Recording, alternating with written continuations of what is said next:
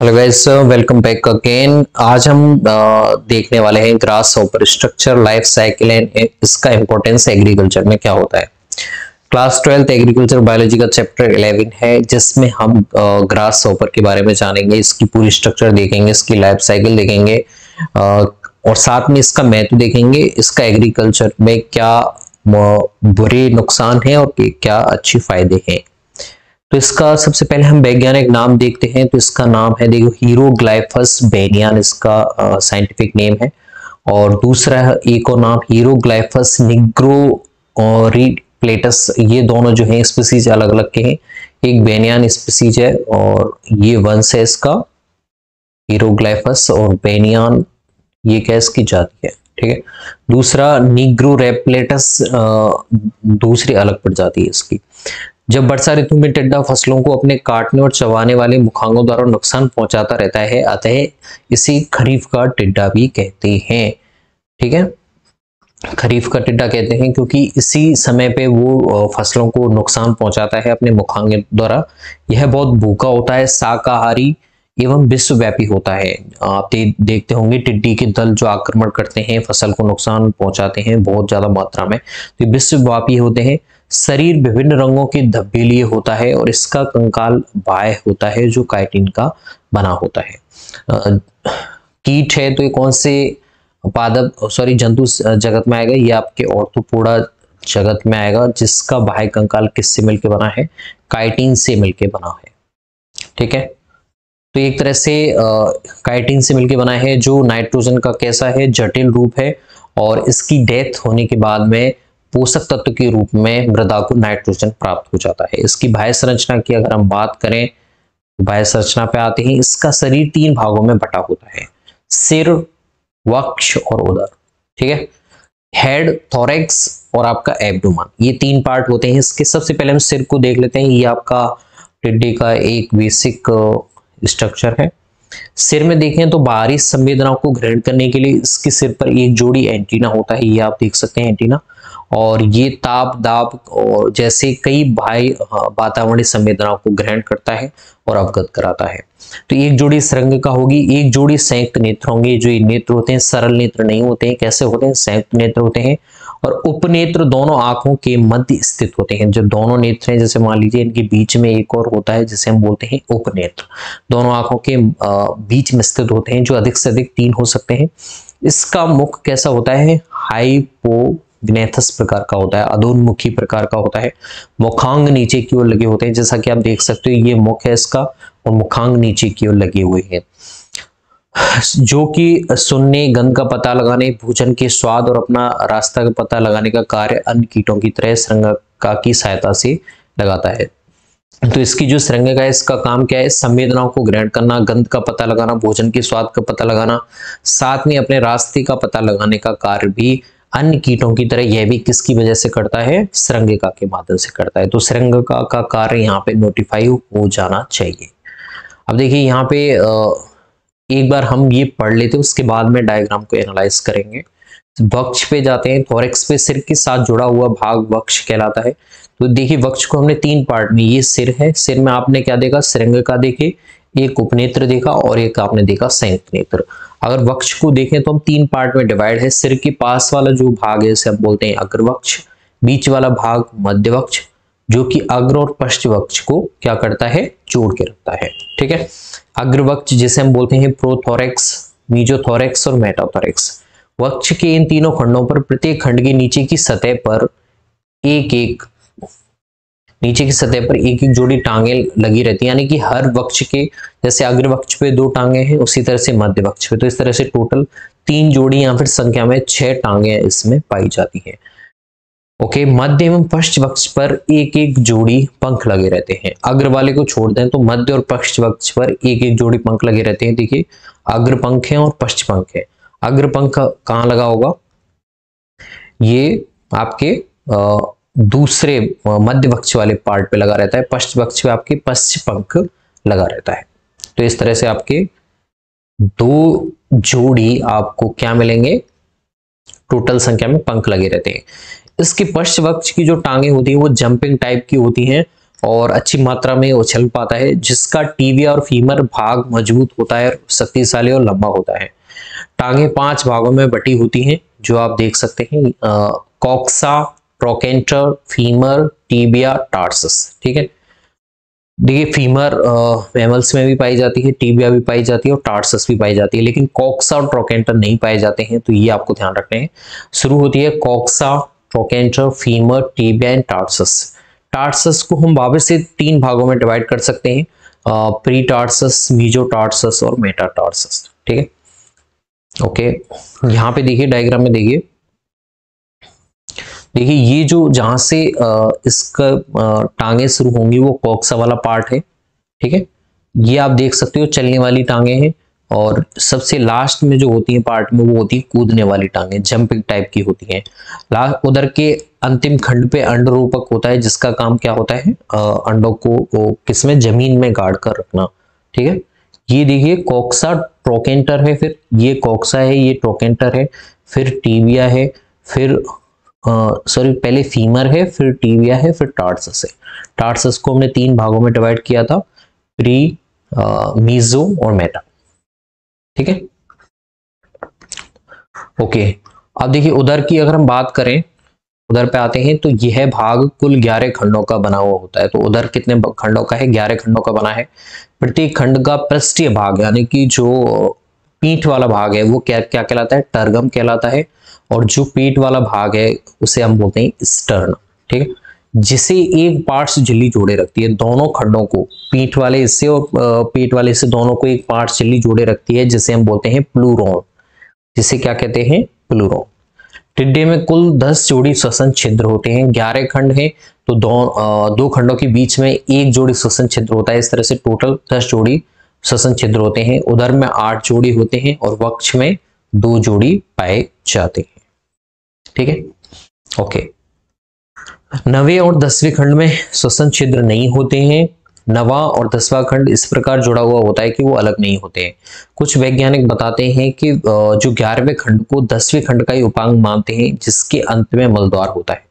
कई साइंटिस्ट के अकॉर्डिंग वो 11वें खंड को बेसिकली 10वें खंड का ही भाग मानते हैं, लेकिन आपको ध्यान रखना है 11 खंड होते हैं टोटल, और 10 कितने होते हैं, 10 श्वसन छिद्र होते हैं। ओके, मादा का उदर नर की अपेक्षा अधिक नुकीला होता है, जो 8वें और 9वें खंड के अवयवों से मिलकर बना होता है, जिससे हम ओविपोसिटर कहते हैं, अंडरूपक कहते हैं। कौन से खंड में पाया जाएगा, 8वें और 9वें खंड पे। ये जो आपको दिखाई दे रहा है अंडरूपक कौन से हिस्से में होगा, 8वें और 9वें खंड में। मादा का जो उदर होगा वो नर की अपेक्षा ज्यादा नुकीला होगा, और इसी में ओविपोसिटर नाम की संरचना पाई जाती है, जिसकी सहायता से एग चैम्बर को मिट्टी में गड्ढा खोदकर अंडकोष्ठ के अंडों को मादा सेने हेतु दबा देती है। यानी कि एक उचित टेम्परेचर देने के लिए, ताकि वहां से क्या निकल पाए, शिशु निकल पाए, निर्मोचन कर पाए। तो सेना यानी कि उसे एक उचित टेम्परेचर देना, तो जिसकी सहायता से एग चैम्बर को मिट्टी में रखा जाता है, और वहां से अंडकोष्ठ में अंडे रहते हैं, और वहां पे मादा उन्हें एक उचित टेम्परेचर देने की ट्राई करती है, जिसे हम बोलते हैं सेना। ठीक है, टिड्डी की अगर मुखांग की बात करें, तो मुखांग में देखिए इसके मुखांग काटने और चबाने प्रकार के होते हैं, जिन्हें आदिम प्रकार का माना जाता है। आइसोप्टेरा और कोलियोप्टेरा गणों वाले कीटों के मुखांग भी इसी प्रकार के होते हैं। तो ये ध्यान रखना है आपको, आइसोप्टेरा और कोलियोप्टेरा गण जो है उसकी कीटों के मुखांग भी इसी तरह के होते हैं। इस प्रकार के जो मुखांग हैं वो पौधों और पेड़ों की पत्तियों को काटकर अनियमित छिद्र बना देते हैं। कुछ पार्ट की हम यहाँ पे भागेंगे, एक एक करके देख लेंगे। देखिए टिड्डों के मुखांग में निम्न भाग आते हैं। सबसे पहले हम आ जाते हैं ऊपरी होठ पर, जिसे हम बोलते हैं लैब्रम। क्या बोलते हैं, लैब्रम। ठीक है, यह कैसा होता है, ये चौड़ा और खोखला होता है। ये देखिए ये ऊपरी होठ है, और ये क्रम से हैं, ऊपर से नीचे की तरफ दिखाए हुए हैं। और हमेशा मुखांग कैसे होते हैं, सिर ऊपर होता है, जैसे ये सिर है तो मुखांग नीचे की तरफ होते हैं। ऊपरी होठ है, चिपकास्ती होती हैं 2, फिर आपकी क्या होती है, अधोग्रसनी होती है, ये निचला होठ है, और ये संख्या में 1 जोड़ी जंबिका होती है। इस तरह से जंबिका का काम होता है आपके शिकार को पकड़ कर रखना, चिपकास्ती उसे काटने का काम करती है। ठीक है, तो जंबिका का काम क्या है, पकड़ कर रखना। ये अभी आगे हम देख लेंगे। ये कैसा होता है ऊपरी होठ, जैसा कि आप देख सकते हैं, ये चौड़ा और खोखला होता है, जो सिर के क्लाइपियस से जुड़कर मुख द्वार पर छज्जे की तरह छाया करता है और मुख को आगे से बंद करता है। ठीक है, ऊपरी ओठ का काम क्या है? मुख को आगे से बंद रखना। मैंडिबल्स जिसे हम चिबकास्ती बोलते हैं, ये आप देख सकते हैं चिबकास्ती हैं। ये एक जोड़ी कठोर त्रिभुजाकार होती हैं। शेप में कैसी हैं? एक तरह से इस तरह से है, त्रिभुजाकार हैं, जो ऊपर से चपटी होती हैं, भीतरी किनारों पर आरी, यहाँ पे दांत जैसी स्ट्रक्चर आपको दिखाई देंगी। ठीक है, जो भोजन को काटने और चबाने का काम करते हैं। तो आपसे पूछा जाए टिड्डे में भोजन को काटने और चबाने का काम कौन करेगा, तो वो मैंडिबल करेगा। ओके, अब हम आ जाते हैं जंबिका, जिसे हम बोलते हैं मैक्सिला। जंबिका को क्या बोलते हैं? मैक्सिला। ओके, और चिबकास्ती को हमने क्या बोला है? मैंडिबल।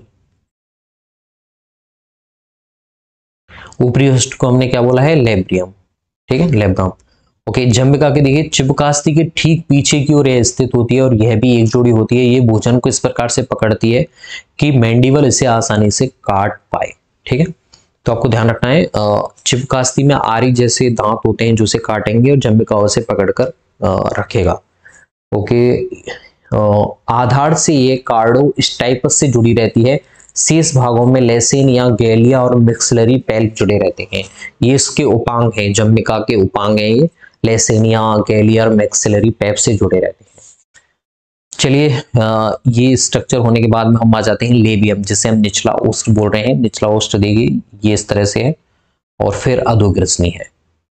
ठीक है, यहाँ पे देखिए ये लेसिनिया है जो अभी हमने पढ़ा था। ये मैक्सिलरी पल्प है जंबिका में, ये वाला हिस्सा मैक्सिलरी पल्प है। ये कॉर्डो है, ये स्टाइपस है और ये लेसिनिया है।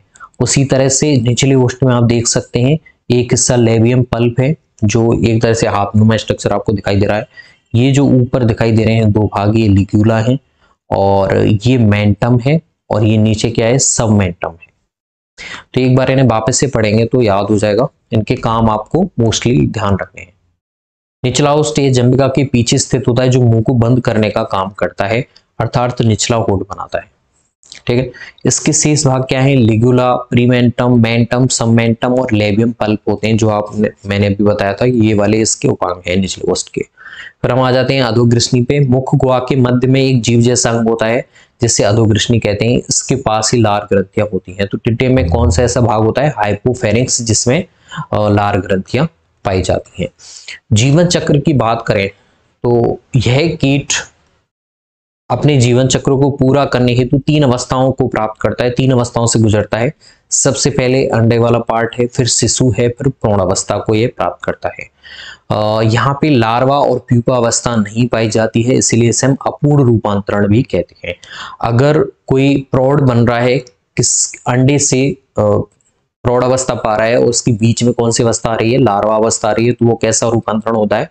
वो पूर्ण रूपांतरण होता है। अगर जीवन चक्र में किसी के प्यूपा या फिर लार्वा अवस्था पाई जा रही है तो वो पूर्ण रूपांतरण है। अगर ये नहीं पाए जा रहे हैं तो वो कैसा है? अपूर्ण रूपांतरण है। तो टिड्डी का जीवन चक्र किस प्रकार का है? अपूर्ण रूपांतरण है। अब यहाँ पे हम बात कर लेते हैं एग की। देखिए, सितंबर के अंतिम पखवाड़े या फिर अक्टूबर के प्रथम पखवाड़े यानी कि सप्ताह में नर और मादा टिड्डे मैथुनावस्था में कई घंटों तक रहते हैं और उसके पश्चात नर टिड्डा कुछ दिनों बाद मर जाता है। ठीक है, तो जनन के बाद में नर टिड्डी की यहाँ पे डेथ हो जाती है और मादा अंडे देना शुरू करती है, जिसके एग चैम्बर उदर के अंतिम खंड के जनन अंग में लगा रहता है, जिसमें लगभग 40 अंडे होते हैं। तो यहाँ पे एग चैम्बर में आपसे पूछा जाए कितने अंडे हो सकते हैं, तो लगभग 40 अंडे होते हैं। यहाँ मुलायम और नम मिट्टी मिल जाती है, वहीं यह उदर के अंतिम सिरे ओविपोस्टर अंडरूपक को जमीन में डालकर टांगों की सहायता से सिर ऊपर करके गोल गोल घूमती है। तो इस तरह से, जैसे मान लीजिए ये मिट्टी का स्थान है, जैसे इसे नम स्थान मिलता है तो ये उधर का जो निचला खंड है जहाँ पे अंडरूपक पाया जाता है, इसको ये अंदर डाल के और टांगों को ऊपर करके कैसे घूमती है? क्लॉक या फिर एंटी क्लॉकवाइज घूमेगी गोल गोल, जिससे ये नीचे की तरफ जमीन में और धंसती चली जाती है, जिससे एक गहरा गड्ढा बन जाता है। उसी में यह अंडकोष्ठ को रखने के पश्चात गड्ढे के ऊपरी सिरे पर अपने जनन छिद्र से एक झागदार द्रव निकालती रहती है। तो ऊपर भी एक झागदार द्रव निकालती रहेगी, जिसके सूखने पर यह सीमेंट की तरह जम जाता है और इस प्रकार ये अंडकोष्ठ सर्दी और गर्मी ऋतु तक लगभग 6 माह तक मृदा में ही रहता है। ठीक है, तो आपको ध्यान रखना है ये इसे सीमेंट से कैसा कर देता है, एक तरह से टाइट कर देगा, सुरक्षित रख देता है। और गड्ढे के ऊपरी सिरे पे जो जनन छिद्र पाया जाएगा इसके शरीर पे ऊपर की तरफ, वहां से द्रव निकालता रहेगा जो सूख हवा की उपस्थिति में कैसा हो जाता है, सीमेंट की तरह जम जाता है। और ये अंडकोष्ठ उचित मौसम आने तक, जब तक वहां से शिशु नहीं निकलेंगे प्रौढ़ावस्था में, तब तक वो 9 माह तक वहीं मृदा में अंडकोष्ठ पड़ा रहता है। ठीक है, अब यहाँ पे डायग्राम में आप देखिए, ये वयस्क है और इसने एग का क्रिएशन किया है, अंडे के सेने का काल है 9 महीने। फिर यहाँ पे शिशु बना है प्रथम अवस्था में। ठीक है, फिर प्रथम निर्मोचन हुआ है, फिर शिशु बन गया है द्वितीय अवस्था का, फिर द्वितीय निर्मोचन हुआ है, फिर शिशु बना है तृतीय अवस्था का, फिर तीसरा निर्मोचन हुआ है, शिशु बन गया है चतुर्थ अवस्था का, फिर चौथा निर्मोचन हुआ है। इसी तरह से टोटल 5 निर्मोचन के बाद में शिशु से क्या बनता है, वयस्क बनता है। ठीक है, कितने, 5 निर्मोचन के बाद, मिनिमम 5 या 6 निर्मोचन होंगे, उसके बाद में शिशु से यहाँ पे क्या आपको मिलेगा, आपको वयस्क टिड्डा मिल जाता है। ठीक है, शिशु देख लेते हैं। देखिए, वर्षा ऋतु के दौरान नमी के संपर्क में आते ही अंडकोष्ठ के अंडे फूटने से पंख रहित शिशु मृदा से बाहर निकलने लगते हैं और भोजन की तलाश में फुदकने लगते हैं। भोजन की उपलब्धता पर जब शरीर का आयतन बढ़ने लगता है तो ये अपने शरीर से काइटिन का बना जो त्वचा रूपी बाह्य ढांचा उसे त्याग देते हैं और नए ढांचे को प्राप्त करते हैं, और इस प्रक्रिया को निर्मोचन कहते हैं। निर्मोचन कहते हैं एक तरह से नई त्वचा की सतह अपने ऊपर लाना। तो भारी जो पुरानी हो चुकी है काइटिन का बाह्य कंकाल उसे उतार देते हैं, उसे ही निर्मोचन कहते हैं। अब देखिए, शिशु से हमने डायग्राम में देखा था, वयस्क बनने तक अपनी त्वचा का 5 से 6 बार तक निर्मोचन करते हैं। द्वितीय निर्मोचन के पश्चात इनके पंखों का विकास होने लगता है। इस प्रकार शिशु से वयस्क बनने में नर को 70 दिन लगते हैं और मादा 80 दिन ले लेती है। तो आपको ध्यान रखना है, शिशु से वयस्क बनने में 5 निर्मोचन चाहिए मिनिमम, और कितने, नर को 70 दिन चाहिए और मादा को 80 दिन चाहिए होते हैं। जब एडल्ट बन जाएगा तो मैथुन के पश्चात नर और अंडे देने के पश्चात मादा भी मृत्यु को प्राप्त हो जाती है। एग देने के पश्चात जब वो एग चेम्बर को धरती में क्या कर देगी, धसा देगी, उसके बाद उसकी भी डेथ हो जाती है। इसीलिए साल में केवल एक ही पीढ़ी पाई जाती है। ठीक है, साल में केवल एक ही पीढ़ी टिड्डे की, जीवन चक्र की एक ही पीढ़ी यहाँ पे पाई जाती है। तो ये कुछ इसके जीवन चक्र के बारे में है। आई होप आपको समझ में आ गया होगा। अब हम महत्व की बात कर लेते हैं। देखिए, टिड्डा वैसे तो किसान की फसलों को नुकसान पहुंचाता है, परंतु मानवीय भोजन को सुरक्षित रखने की दृष्टि से इसको नियंत्रित करना आवश्यक है। फिर भी प्रकृति में यह कीट नहीं होता तो इकोसिस्टम को एक अलग तरह का होता है, यानी कि इकोसिस्टम में इसका भी इंपॉर्टेंस है। यह अत्यधिक भोजन करने के कारण मल त्याग भी अत्यधिक करता है। इसके मल को सूक्ष्म जीव गोबर की खाद की तुलना में ज्यादा कुशलता से मृदा की उर्वरता को बढ़ाते हैं। तो ये भूखा शाकाहारी बताया जाता है। इसकी वजह से जो ज्यादा भोजन करता है तो मल त्याग भी बहुत ज्यादा करता है। इसके मल को सूक्ष्म जीव क्या करते हैं, उसे उपयोग में लेते हैं पोषण में, साथ में उसे अपघटित करके मृदा को पोषक तत्व भी प्रदान करते हैं। जैसे इनकी डेथ होती है तो इसके शरीर में जो काइटिन से बना है तो नाइट्रोजन का संयुग्मित रूप है, जटिल रूप है, तो वहां से नाइट्रोजन सूक्ष्म जीवों को आसानी से मृदा की उर्वरता को बढ़ाने में सहायक होता है, मृदा को मिल जाता है। मृदा से दूसरे शाकाहारी और प्लांट्स से एनिमल में पहुंच जाता है। पारिस्थितिकी तंत्र में यह प्रीडेटर के लिए भोजन के रूप में मुख्य भूमिका निभाता है। जैसे मकड़ियां हैं, पक्षी हैं, छिपकलियों के द्वारा इसे भोजन के रूप में खाया जाता है। तो ये खाद्य श्रृंखला का भी भाग है, कई जीव इसे अपने भोजन के रूप में खाते हैं। और यह प्रकृति की समस्त हरियाली का 10% सेवन करता है, जिससे पौधों की अवांछित वृद्धि नहीं हो पाती है। तो ये क्या है, इकोसिस्टम में पॉपुलेशन को भी कंट्रोल कर रहा है। कुछ देशों में देखिए टिड्डे और टिड्डी को भोजन के रूप में खाया जाता है। दक्षिणी मैक्सिको, अमेरिका के एक भाग दक्षिणी मैक्सिको में चापुलाइन नाम से इसके अनेक व्यंजन बनते हैं, जिसके अंतर्गत टॉर्टिलेस प्रमुख व्यंजन है। कौन सा है, टॉर्टिलेस प्रमुख व्यंजन है, जिसे मिर्ची की सॉस के साथ खाया जाता है। ठीक है, तो टॉर्टिलेस ये ध्यान रखना है आपको, प्रमुख व्यंजन है किसमें, दक्षिणी मैक्सिको में। डेंगूमैन नाइट मार्केट नामक कुछ चीनी खाद्य बाजारों में से भोजन के रूप में वितरित किया जाता है। तले हुए टिड्डों को जावा और इंडोनेशिया में खाया जाता है। ओहलोन नामक अमेरिका का मूल निवासी रात्रि को एक खड्डे में घास चलाकर उनको भोजन के लिए इकट्ठा करते हैं। मूल निवासी हैं अमेरिका के ओहलोन नाम के, वहाँ के नेटिव स्पीसीज हैं, वहाँ रहने वाले लोग हैं। वो रात्रि को एक गड्ढे में घास चलाकर इनको भोजन के लिए इकट्ठा कर देते हैं उसे। तो ये इस तरह से इसका महत्व है। कृषि में नुकसान पहुंचाने के साथ ही ये दूसरे इकोसिस्टम में पॉपुलेशन कंट्रोल करता है। कई जगह से भोजन के रूप में भी खाया जाता है। खाद्य श्रृंखला में दूसरे सूक्ष्म जीव भी इसे खाते हैं। ठीक है, चलिए महत्वपूर्ण बिंदु के बारे में बात कर लेते हैं। ठीक है, टिड्डा कैसा होता है? सर्वभक्षी होता है, वर्षा ऋतु में पाया जाता है। श्रृंगिका जो पाई जाती है इसके सिर पर, यह बाह्य संवेदना ग्रहण कर सकता है। शरीर 3 भागों में होता है, सिर, वक्ष और उदर में बटा होता है। वक्ष और उदर पर इसके श्वसन छिद्र पाए जाते हैं। 2 वक्ष पे पाए जाते हैं श्वसन छिद्र और उदर पर 8 पाए जाते हैं। इसके मुखांग काटने और चबाने वाले होते हैं। इसके अंडों का अंडकोष्ठ 9 माह तक जमीन में सुप्तावस्था के रूप में पड़ा रहता है। इसकी शिशु और वयस्क अवस्था पौधों के लिए हानिकारक होती है। शिशु से वयस्क बनने तक 5 से 6 बार तक अपनी पुरानी त्वचा का ये क्या कर देता है? निर्मोचन कर देता है। तो this will be all about टिड्डा यानी ग्रास होपर के बारे में। उसकी संरचना हो गई है, उसका जीवन चक्र हो गया, साथ में उसका कृषि में महत्व हो जाता है। I hope you will get it. Thanks.